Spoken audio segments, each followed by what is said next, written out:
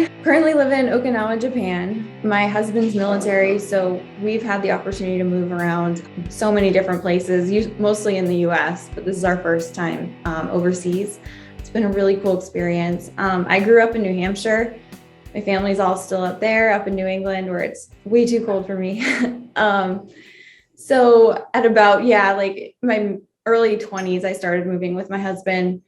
I have a little 5-year-old boy. We had him in North Carolina. So we've moved around a lot. We've lived in Charleston, South Florida, Virginia, North Carolina, and now here in DC, like the DC area too. So yeah, it's been kind of a wild ride, but really fun. I got my undergrad in business at the University of New Hampshire when I was a lot younger. And then I just finished up my master's in like a holistic nutrition from the American College of Health Sciences. So I finished that all up last spring and currently just working on building my coaching business and all of that. It's pretty exciting stuff. So how did you initially get into, having this love for health and fitness? It kind of like really evolved, I guess. Growing up, we were very active. My dad was like really into mountain biking. And, as a family, we'd go for hikes. My mom, my dad, all of us, we were it was very emphasized that you stay active and you stay healthy. So I kind of had that mentality, I guess, growing up. And then, I always kind of got into lifting a little bit. In high school, I'd lift with my high school boyfriend, like in their family's garage, just blasting Metallica and trying to just basically only benching, obviously, only working on our chest. But it was fun. It was just like, I kind of liked it, but didn't really get into it. I didn't really know what I was doing. I was just doing it kind of for fun. As I got older, I got more into, going to the gym, trying to get in a good routine and all that. But I always ran a lot too. So cardio was always like more of a thing. I did cross country running on my high school team for 3 years. I was not good, but I enjoyed it. So it's always been something, I guess, in me, but more so the bodybuilding aspect came later on when we lived in South Florida for 3 years. And around that time, also around the time before that, I was pregnant, and I was like, right before I got pregnant, I kind of started getting into it a little. So I lifted all through my pregnancy. And then, I don't know, I kind of just developed more of a passion for the lifestyle and everything over time, over the years, the actual, everything else that encompasses that. Yeah, we were in South Florida for a while, and I felt kind of lost direction wise with like what I want. My husband was constantly like, I want you to find what you're passionate about. He loves his job. He's so passionate about his job. And he's like, I want that for you. So he's like, you got to figure this out. I'll support whatever you want to do. And it finally clicked that I was like, I don't enjoy business. I don't know why I got that as an undergrad. All the jobs I've had to pick up from there. I hate life when I'm sitting at a desk and all that. So I finally realized it was the nutrition and all that I'm really passionate about. I've always been very into healthy eating. Even as a kid, I was kind of weirdly obsessive over things like that. And I don't know if that was good or not. But so I finally found a good accredited online college that would work with our, having to move and everything all the time.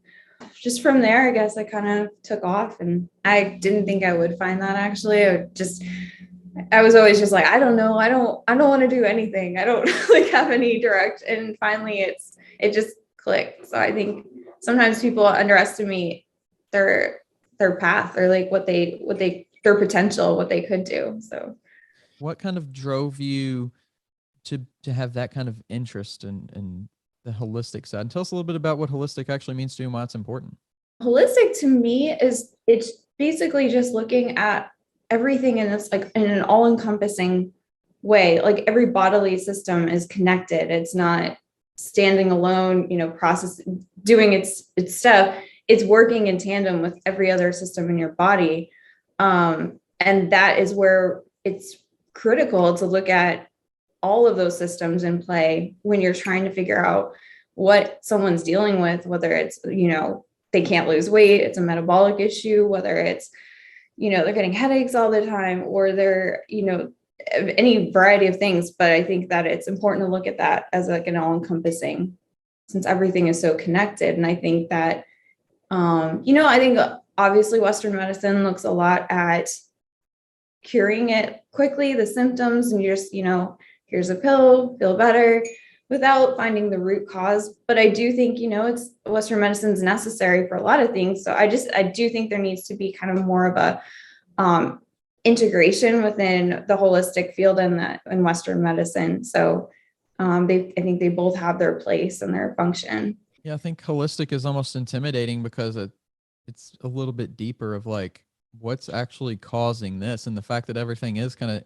entangled in each other. It's like, if this changes for the better, what's also going to, it could potentially cause something else to go in a negative direction, obviously, not something that we're shooting for. So it's like solving an issue is so much more intimidating than just kind of like what you said, just kind of hiding or curing some of the symptoms of the issue.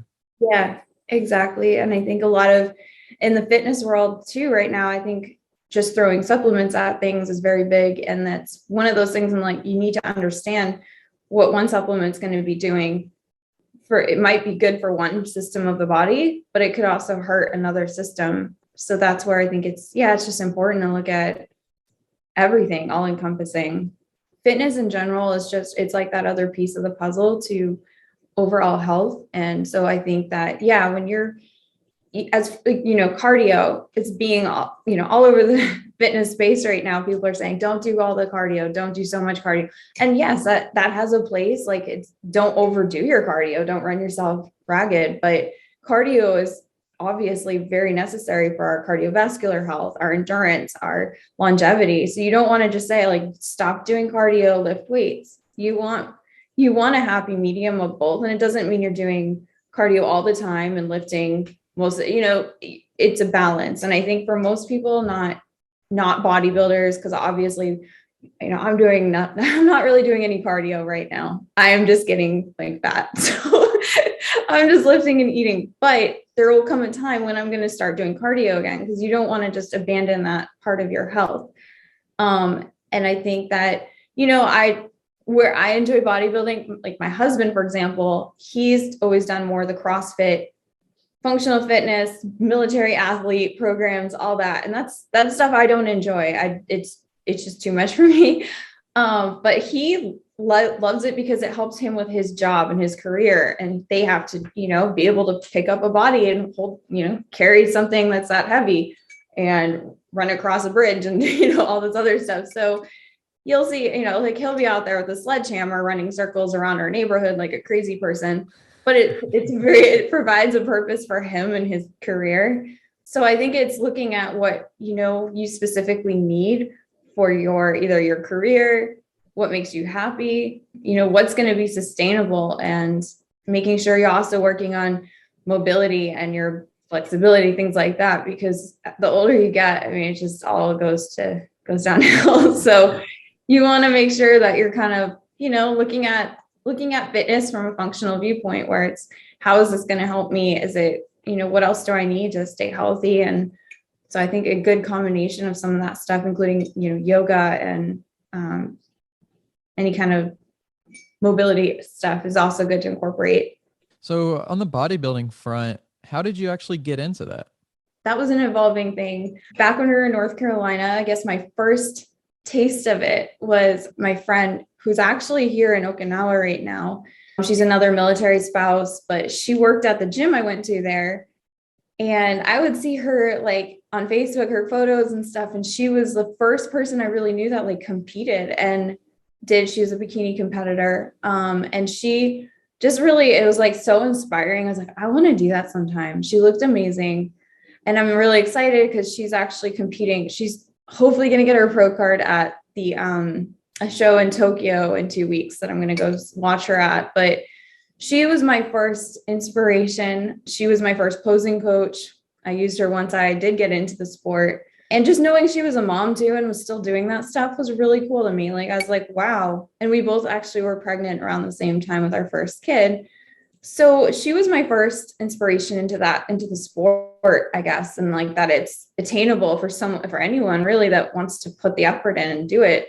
And then we moved to South Florida, and that's when I'd already had my kids. So I was trying to get back into feeling good about my body and I liked the weight aspect of everything, bodybuilding aspect, but I didn't really have any direction or intention. I didn't exactly know what I was doing. I was doing things, you know, you look up on bodybuilding.com, do one of their like coaches workouts. And then that's all I really knew about it. So there I met my first coach I actually ever had.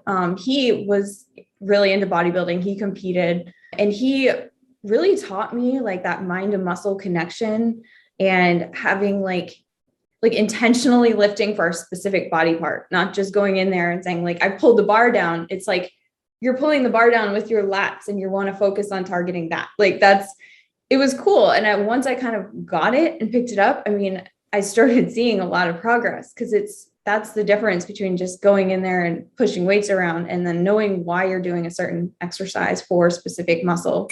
And then, so he actually prepped me for free, because he was my trainer, but he didn't do that as an actual career or anything, but he had prepped like one other friend before. And I was his first girl like he had ever prepped.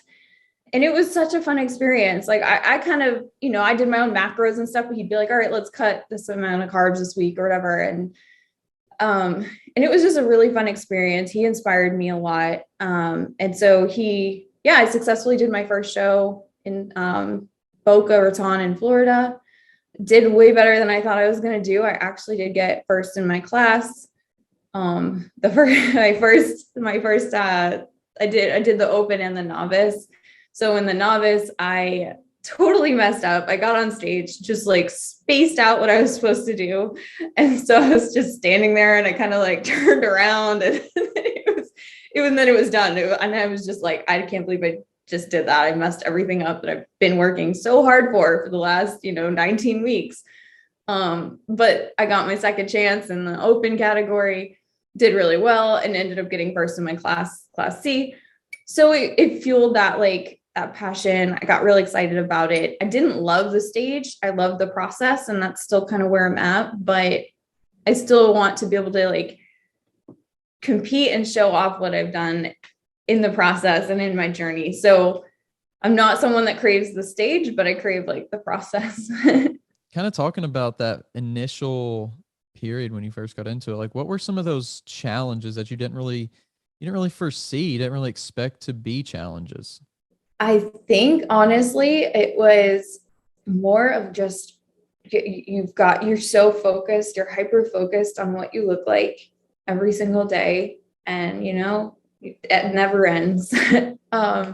So I think it's realizing that becomes something you need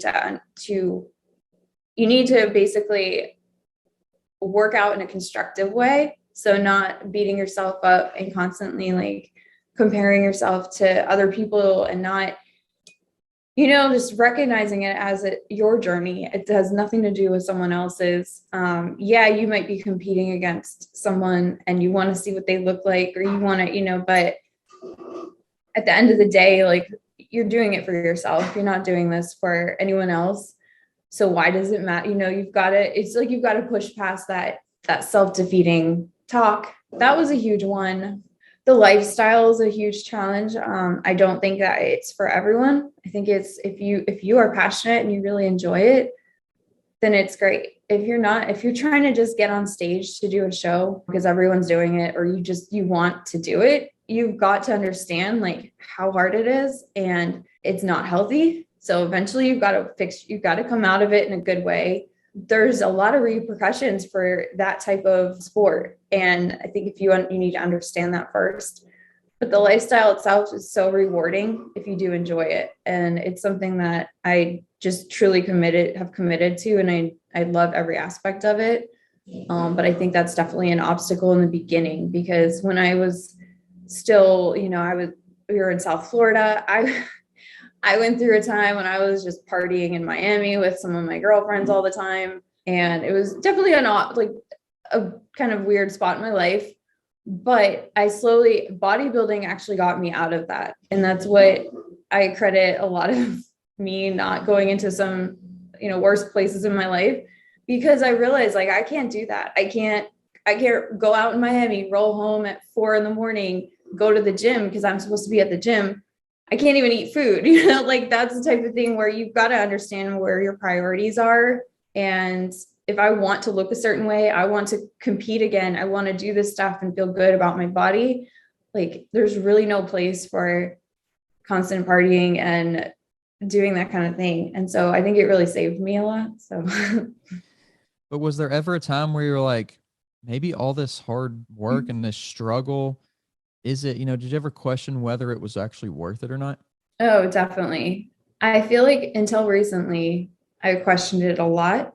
It's something where, yeah, you're the weird one out at dinner eating out of your Tupperware instead of ordering a margarita with all your friends and all the food. And that takes some discipline. That takes a lot of effort. And you're kind of like at the end of the day, well, why am I doing this? So it was hard. It was a transition for me. I do feel like I've grown into it more. When I was, back prepping for my first show, yeah, I was laser vision with the prep. But after that, I'd still go drinking on the weekends. And I'm not talking about having a couple drinks. Like I would drink a lot. And that's something that I'm really happy I've given up, because you don't see the same kind of results you would if you like do it, having that kind of a lifestyle versus having one where you're very disciplined, regardless of if you have a show coming up or you have a certain goal. You just feel better. You feel so much better. You see so much more progress in the gym. And I think also understanding how things work with nutrition, with our bodies, as like after I finished school, I had so much more knowledge on, like how our liver functions, how the heart works, and how all the things that I've been doing up until this point have been basically cutting my lifespan short, essentially. I mean, it's not optimal the way I was living. And so I think that, yeah, I just think that was something that I grew into at this point in my life. It's very important to me. I'm not saying like once in a great while I won't have like a glass of wine or something, but it's not often now. And because I understand how everything kind of works and I know where I want to be. So it's almost just like not even appealing to me anymore. I think it takes a long time to get to that place where that lifestyle is appealing, vice the other one. Because when I started, I mean, partying in Miami was way more appealing than sitting around and, stretching, going to the gym and eating chicken and rice. So ignorance is sometimes bliss.